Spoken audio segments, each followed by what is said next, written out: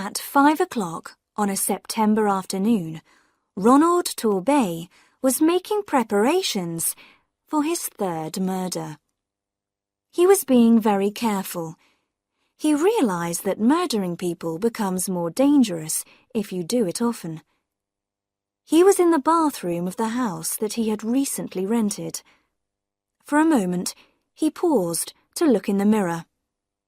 The face that looked back at him was thin, middle-aged, and pale. Dark hair, a high forehead, and well-shaped blue eyes. Only the mouth was unusual, narrow, and quite straight. Even Ronald Torbay did not like his own mouth. A sound in the kitchen below worried him. Was Edith coming up to have her bath before he had prepared it for her? No, it was all right. She was going out of the back door. From the window, he saw her disappearing round the side of the house into the small square garden. It was exactly like all the other gardens in the long street. He didn't like her to be alone there. She was a shy person, but now new people had moved into the house next door, and there was a danger of some silly woman making friends with her. He didn't want that just now. Each of his 3 marriages had followed the same pattern. Using a false name, he had gone on holiday to a place where no one knew him. There, he had found a middle-aged, unattractive woman with some money of her own and no family. He had talked her into marrying him, and she had then agreed to make a will which left him all her money. Both his other wives had been shy too. He was very careful to choose the right type of woman, someone who would not make friends quickly in a new place. Mary, the first of them, had had her deadly accident almost unnoticed in the bathroom of the house he had rented. A house very like this one, but in the north of England instead of the south. The police had not found anything wrong. The only person who was interested was a young reporter on the local newspaper. He had written something about death in the middle of happiness and had printed photographs of Mary's wedding and her funeral, which took place only 3 weeks after the wedding. Dorothy had given him a little more trouble. It was not true that she was completely alone in the world, as she had told him. Her brother had appeared at the funeral and asked difficult questions about her money. There had been a court case, but Ronald had won it, and the insurance company had paid him the money. All that was 4 years ago. Now, with a new name, a newly invented background, and a different area to work in, he felt quite safe. From the moment he saw Edith, sitting alone at a little table in the restaurant of a seaside hotel, he knew she was his next subject. He could see from her face that she was not happy, and he could also see that she was wearing a valuable ring. After dinner, he spoke to her. She did not want to talk at first, but in the end, he managed to start a conversation. After that, everything went as he expected. His methods were old-fashioned and romantic, and by the end of a week, she was in love with him. Her background was very suitable for Ronald's purpose. After teaching at a girls' school for 10 years, she had gone home to look after her sick father and had stayed with him until he died. Now, aged 43, she was alone, with a lot of money, and she didn't know what to do with herself. 5 weeks after they met, Ronald married her, in the town where they were both strangers. The same afternoon, they both made a will, leaving all their property to each other. Then they moved into the house which he had rented cheaply because the holiday season was at an end. It was the most pleasant of his marriages. He found Edith a cheerful person, and even quite sensible. except that it was stupid of her to believe that a man would fall in love with her at first sight. Ronald knew he must not make the mistake of feeling sorry for her. He began to make plans for her future, as he called it. Two things made him do this earlier than he intended. One was the way she refused to talk about her money. She kept all her business papers locked in a desk drawer and refused to discuss them. His other worry was her unnecessary interest in his job. Ronald had told Edith that he was a partner in an engineering company, which was giving him a long period of absence. Edith accepted the story, but she asked a lot of questions and wanted to visit his office and the factory. So Ronald had decided that it was time to act. He turned from the window and began to run water into the bath. His heart was beating loudly, he noticed. He didn't like that. He needed to keep very calm. The bathroom was the only room they had painted. He had done it himself soon after they arrived. He had also put up the little shelf over the bath, which held their bottles and creams, and a small electric heater.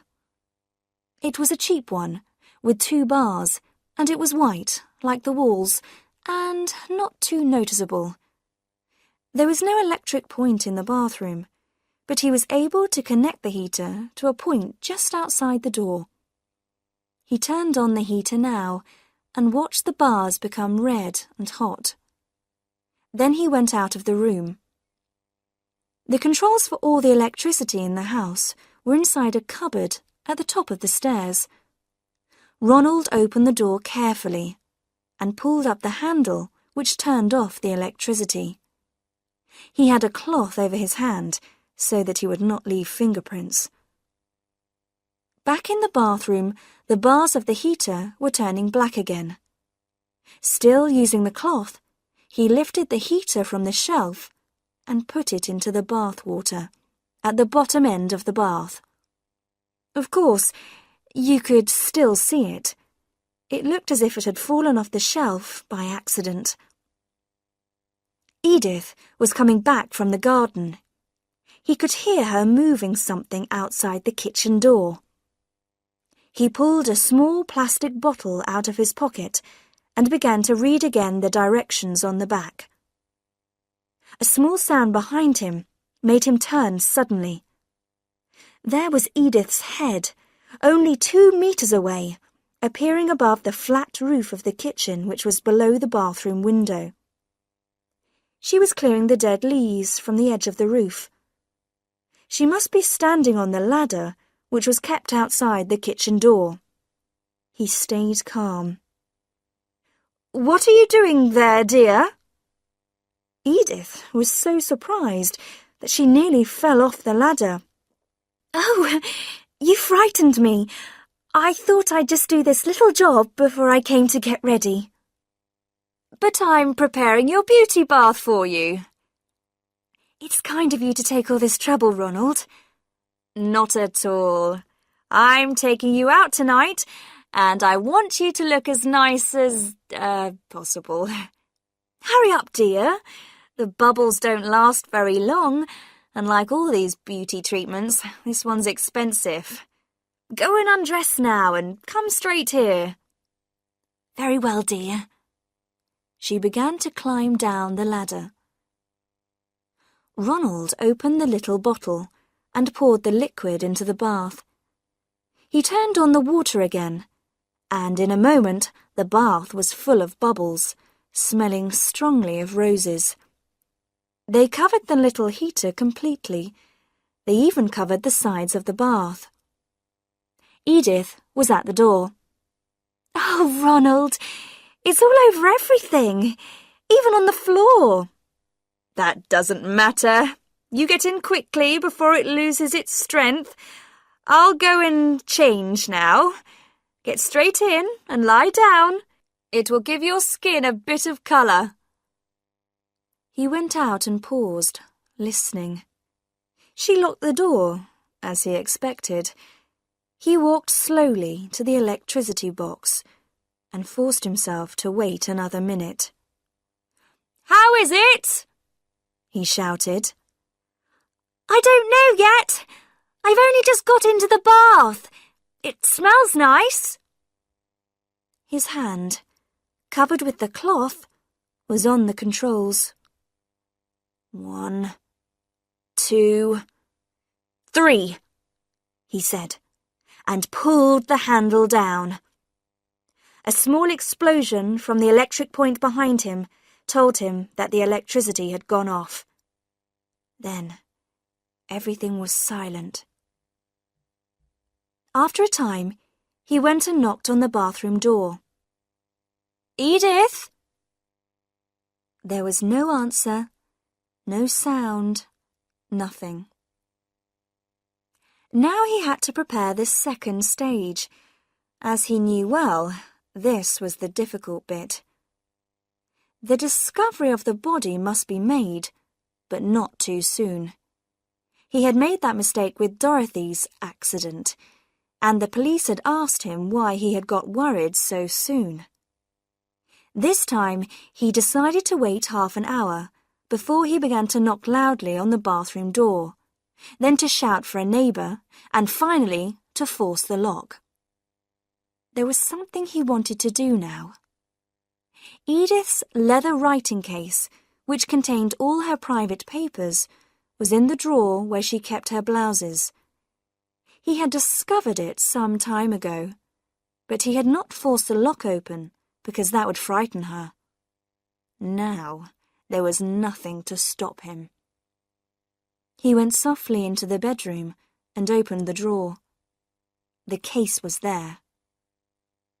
The lock was more difficult than he expected, but he finally managed to open the case.